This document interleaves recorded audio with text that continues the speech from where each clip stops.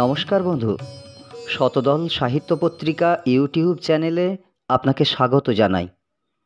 শুনছেন ধারাবাহিক উপন্যাস তথা অডিও স্টোরি বিচারের বাণী।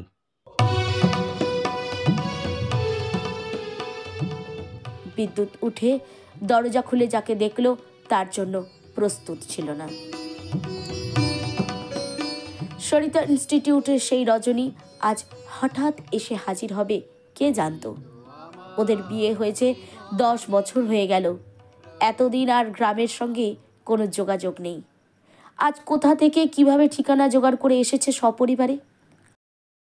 একটা বছর 6 ছেলের হাত ধরে দরজায় দাঁড়িয়ে আছে রজনী। পিছনে তার স্বামী অজেয় রায়। রজনীর মুখে হাসির ঝিলিক। চমকে দিলাম তো, বলেছিলাম না একদিন ঠিক যোগাযোগ থাকবে। আমি কথা রেখেছি, কিন্তু ভিতরে আসার অনুমতি আছে নাকি এইখানে এইভাবে কথা সারতে হবে? এতক্ষণে বিদ্যুৎ যেন বাস্তবে ফেরে। আরে না না, সে কি এইভাবে কথা হয়? এসো এসো এসো, সবাই ভেতরে এসো। ওরা ঢুকে দেখে সরস্বতী ধরফর করে বিছানা থেকে উঠছে। রজনী স্বভাব সিদ্ধ ভঙ্গিমায় বলে, কি ব্যাপার এই অসময়ে বিছানায়? শরীরটা খুব ভালো নয় রে। বল, কেমন আছিস? ভালো আছি, কিন্তু তোকে তো অসময়ে বেশ জ্বালাতনে ফেললাম। ও কিছু নয়, অসুবিধা নেই, বল। এই আমার কর্তা অজেয় রায়, এই আমার ছেলে অশেষ। তোদের খবর?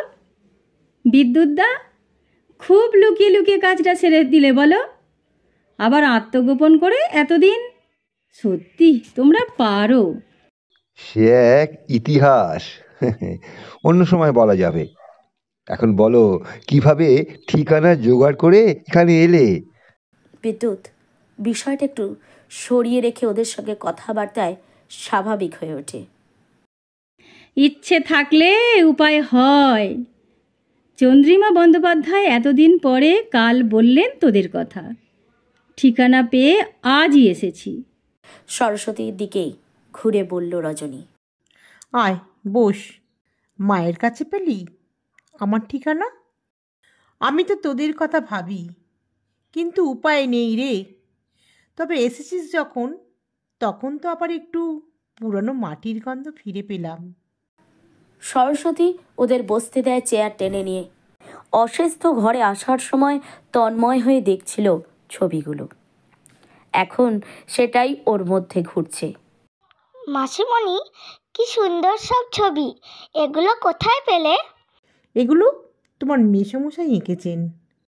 ও মা, আমি ছবি আঁকা শিখবো, বলো না মেসোমশাইকে। মায়ের শাড়ির আঁচল ধরে অশেষ বায়না করে। তুমি বড় হয়ে শিখবে, আমি তোমাকে নিয়ে আসব। এখন সোনা ছেলে হয়ে বসো। বিদ্যুৎ ওর হাতে একটা ছোট্ট ফ্রেমে বাঁধানো ছবি তুলে দিয়ে বলে, এটা তোমার জন্য। এটা তোমার মেসোমশাইয়ের তরফে তোমাকে দেওয়া ছোট্ট একটা উপহার। যখনই দেখবে তখনই আমাদের কথা মনে পড়বে, কেমন? ঘণ্টাখানিক কেটে গেল হই হই করে। রান্নাঘরে দুই বন্ধু মিলে লুচি আলুর দম তৈরি করলো। রজনী সেই পুরনো দিনের মতোই বেসুরো গান গাইল। সরস্বতী তার সঙ্গে গলা মেলালো।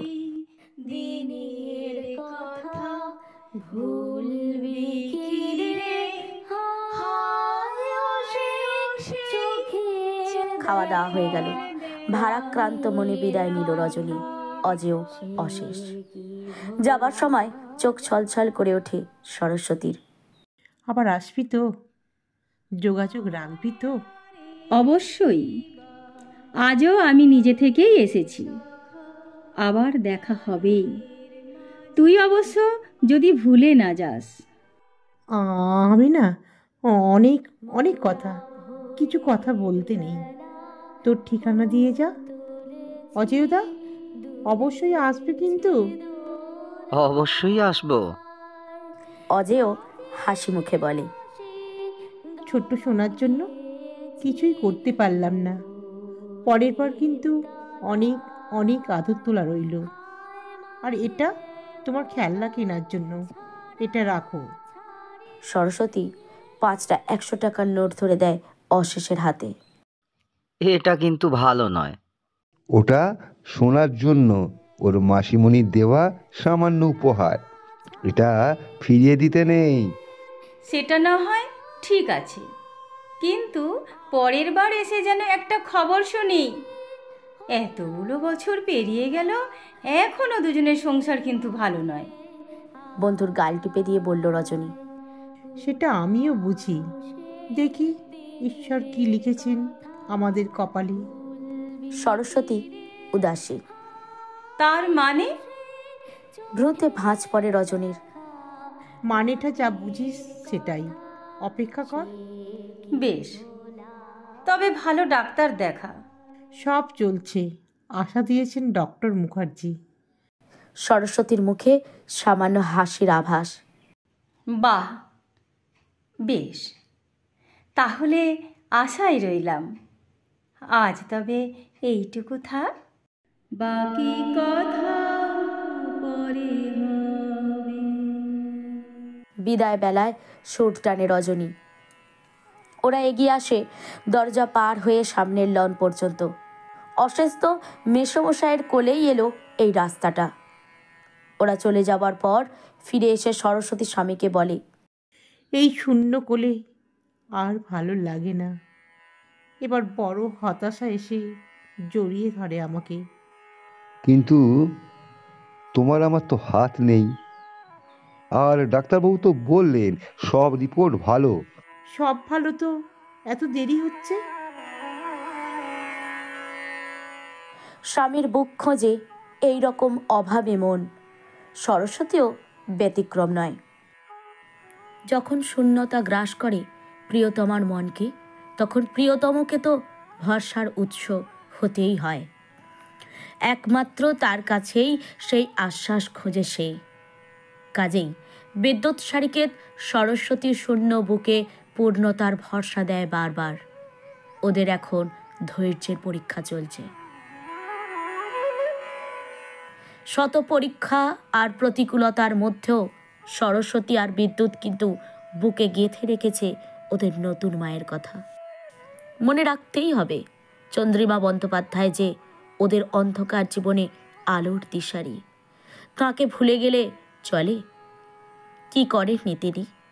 সেই যে আশ্রয় দিলেন, 4 হাত এক করে দিলেন, তারপর থেকে চলেছে। প্রথমেই তিনি দায়িত্ব নিলেন ওদের যাবতীয় সংসার খরচের।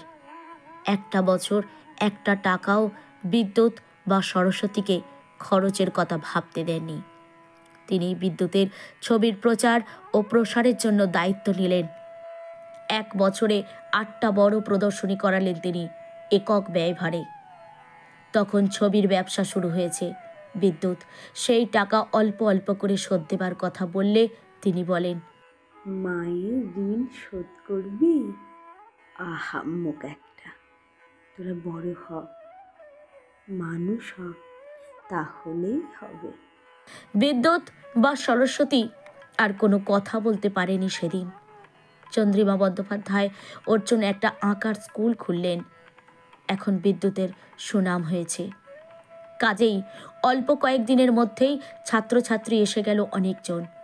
খরচ নেই, এখন ওদের সঞ্চয় বাড়ছে দিনে দিনে। এদিকে সরস্বতী কলেজে রীতিমতো সারা জাগানো রেজাল্ট করেছে। 3টে বছর কোথা দিয়ে কেটে গেল হই হই করে ওরা টের পেল না। প্রতিমও বেশ ভালো রেজাল্ট করেছে। এখন দুজনেই চাকরির সন্ধানে। স্কুলের ম্যানেজিং কমিটির ডাকা ইন্টারভিউ বোর্ডেই ওরা হাজির। দুজনে দুটো আলাদা স্কুলে, এবং বলা বাহুল্য দুজনেই চাকরি পেয়ে গেল। এই পর্যন্ত ওদের কাছে জীবনটা বেশ মসৃণ বলেই মনে হয়। কিন্তু জল তো গড়িয়ে চলে নিচের দিকে। পাহাড়ের বুক চিরে তার গতি অভিকর্ষ বলের অনুকূলে। পথে কঠিন শিলার বাধা তার জন্য প্রস্তুত। নদী সেই বাধাকে বাধা মনে করে কি? ঠিক ঠেলে ঠুলে এগিয়ে চলে নতুনের সন্ধানে, এবং বাধাকে সরিয়ে ফেলে ধীরে ধীরে। বিদ্যুৎ সারিকেত আর সরস্বতী সারিকেত সেই বাধা ঠেলে এগিয়ে চলেছে নতুনের সন্ধানে। পথে সহায় চন্দ্রিমা বন্দ্যোপাধ্যায়। ফেলে আসা পথে ওদের শিকড়ের টান। মনের একদিকে স্বজন হারানো শৈশবের কান্না, অন্যদিকে চাওয়ার চেয়ে বেশি পাওয়ার পরিতৃপ্তি। ওরা নিজেদের পায়ের তলার শক্ত মাটি স্পর্শ করতেই মায়ের পরামর্শ, এবার তোরা যা, খোলা আকাশে উড়ে যা, সময় মতো মায়ের কাছে ফিরে আসিস। এই ছোট্ট কথার গূঢ় অর্থ বুঝতে পারে ওরা দুজনে। তখনই টালা পার্কের কাছাকাছি ফ্ল্যাট বাড়িটা কিনে নেয়। কিন্তু অত টাকা তো আর সঞ্চিত হয়নি তখনও, তাই লোন নিতে হয় অনেকটাই। 7 বছরে পরিশোধের শর্তে লোন নিয়ে ওদের নতুন বাড়িটা নেওয়া। সাড়ম্বরে না হলেও মোটামুটি ভালো অনুষ্ঠান করেই গৃহপ্রবেশ হয়ে গেল। এখন চন্দ্রিমা বন্দ্যোপাধ্যায় এবং ওরা সবাই খুশি। প্রত্যেক সপ্তাহে একবার করে মায়ের কাছে যাওয়া ওদের চাই। রবিবার ছুটি থাকে। রবিবার ওরা একসঙ্গে সবাই মিলে এক পরিবার। কখনো কখনো আবার ছোট্ট ট্যুর হয়ে যায় একদিনের। প্রতিমের বিয়ে ঠিক হয়েছে আগামী মাসে। এখন চলছে তারই প্রস্তুতি।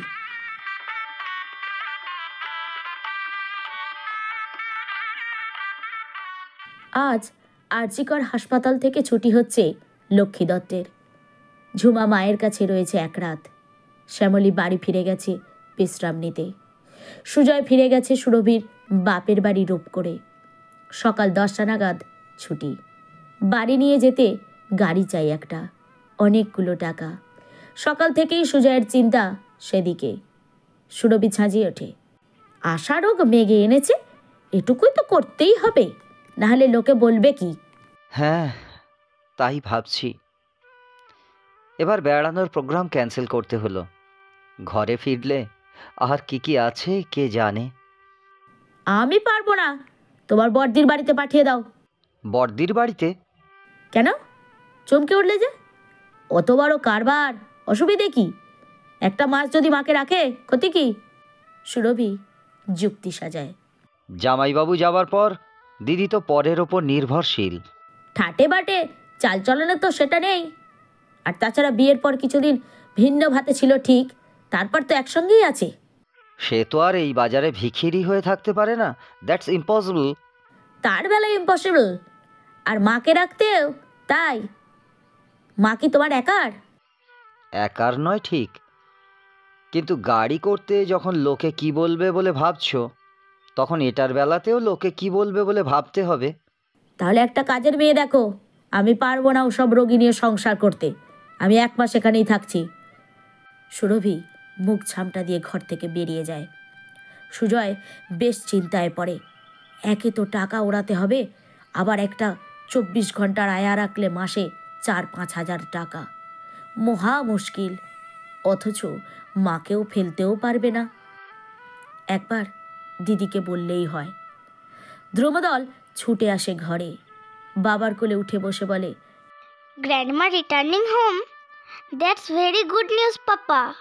সুজয় ওর কথায় কান দিল না দেখে ধ্রুবদল আবার বলে, papa, you are looking very indifferent, why?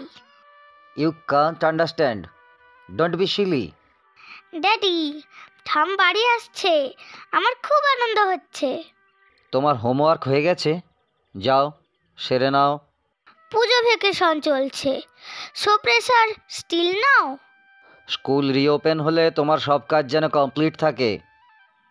Sorry daddy. ও বেরিয়ে গেল ঘর থেকে। বই খাতা নিয়ে পড়তে বসে। সুরভির মা এলেন ঘরে। বাবা, তুমি এক মুঠো কিছু মুখে দাও, আবার তো বেরিয়ে যাবে এক্ষুনি। তোমার কত চাপ এখন। খাবো, কিন্তু সুরভি, ও কি কিছু খেয়েছে? সুজয় বলে। শাশুড়ি তাঁর জামাইয়ের এই একটা প্রশ্নে ভিতরে ভিতরে একটা ভরসা পেলেন আর একবার। জামাই তার মেয়ের প্রতি যে কতটা কর্তব্যপরায়ণ সেটা পরিষ্কার হয়ে গেল। মুখে বললেন, সে কি আর তোমাকে খেতে না দিয়ে নিজে কিছু খেতে পারে? আমি তবে এখানেই তোমার জলখাবারটা নিয়ে আসি। শাশুড়ি মা খাবার আয়োজন করতে চলে গেলেন। সুজয় ফোনটা খুলে অ্যাকাউন্ট ব্যালেন্স চেক করে। এই মাসের স্যালারি থেকে এখনো পর্যন্ত খরচ হয়েছে প্রায় 30,000 টাকা। তাহলে এই মাসে বাকি খরচ চালাতে আরও 1010 যাবে। ব্যালেন্স থাকবে 15,000-এর মতো। একটা মাস পুরো গেল। প্রত্যেক মাসে ওর পিপিএফ অ্যাকাউন্টে 10,000 টাকা জমা হয়ে আসছে গত 3 বছর। পুজোর মাসেও ব্যতিক্রম হয়নি। পিএফ বাবদ 10,000 টাকা কাটে। এলআইসি বাবদ মাসে রাখে 15,000 টাকা। সেটা থাকে আরডি অ্যাকাউন্টে। প্রত্যেক 3 মাস ছাড়া একটা করে আরডি অ্যাকাউন্ট ম্যাচুরিটি আসে। সেই টাকা এলআইসি কিস্তি জমা পড়ে। এই দুর্মূল্যের বাজারে একটা টাকাও ছাড়লে হবে না। পাইকারি দোকান থেকে সারা মাসের মুদিখানার দোকান একদিনে আনা চলছিল এতদিন। লকডাউন থেকে সুরভি অনলাইনে আনাচ্ছে সব। ফলে ডিসকাউন্ট অফার পেয়ে বেশ কিছু টাকার সাশ্রয় হচ্ছে। ধ্রুবদলের স্কুলের ফি বেড়েছে এবছর। এটাও চিন্তার। সরকারি স্কুলে ভর্তি করলে অনেকগুলো টাকা বেঁচে যায়, কিন্তু ওখানে পড়াশোনা হয় না। ওখানে যারা পড়ায় তারা আসলে চাকরি করে, পড়াশোনা হয় প্রাইভেট স্কুলে। সুরভির বিশ্বাস তাই। সুজয় নিজেও সরকারি স্কুলে চাকরি করলেও সুরভির মতামত পুরোপুরি বিশ্বাস করে। তাই কিছু টাকা খসাতেই হয় মেয়ের ভবিষ্যতের কথা ভেবে। এদিকে মায়ের জন্য আবার বাড়তি খরচ এসে চেপে বসেছে। এখন ফেলতেও পারছে না, গিলতেও পারছে না। 7-5 ভাবতে ভাবতে ওর শাশুড়ি পরোটা আর আলুর দম নিয়ে হাজির।